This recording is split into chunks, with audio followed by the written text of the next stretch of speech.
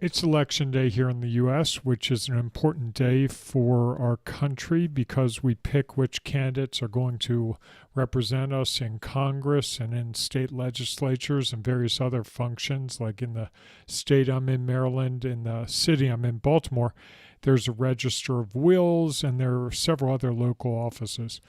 And we each have our freedom to choose whoever we like. We've been inundated with advertisements and other information about these candidates for the last, I don't know, 3, 4, 5, 6 months. And there are all kinds of signs all around our neighborhoods. People putting the candidates they like a sign up on their yard to indicate who they want to vote for or who they like so that other people see it and likely they'll vote for it. And if you think about it, we have this freedom of choice, which is the same thing that an interviewer has when they're interviewing for candidates for a job. Now, it's a little different than a political campaign because it doesn't cost as much usually. It doesn't take as long. But some of the same things are in play. Different candidates for the job appeal to different people who are doing interviews. So you might be the perfect candidate for one interview situation, but not for another. And that's part of what creates the problem when we're dealing with getting hired is we get nervous because we're worried about being picked by one or the other and whether we're going to be a fit with that person. So as we spend our time here on election day thinking about who to vote for in politics, it's a good day to think about also how politics plays a role in the candidacy of people for a job. And I've been on committees who have done hiring where politics plays a very, very, very big role in the process.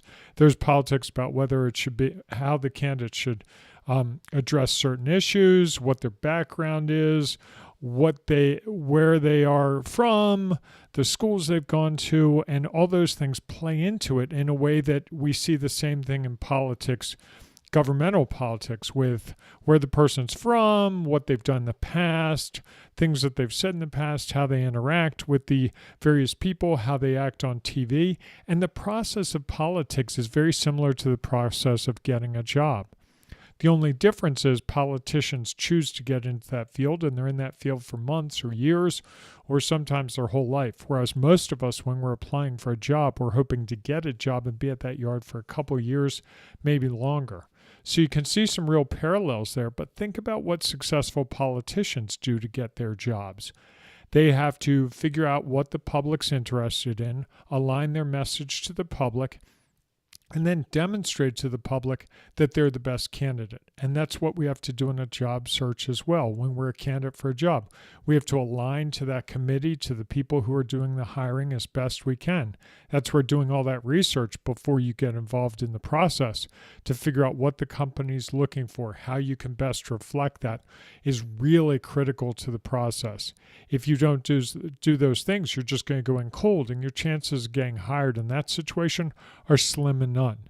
So as you think through American politics today, and you'll probably be hearing a lot about it in the next couple of days, think about the parallels with the candidacy for a job and how you need to have a platform. The platform would be the couple of things that you really think that you are a best fit for that company with, and how you demonstrate that, how you share that in a way that resonates with them. So that's pretty much what I wanted to say today. I saw that parallel early this morning as I was voting, and I thought it was something to pass along to you today.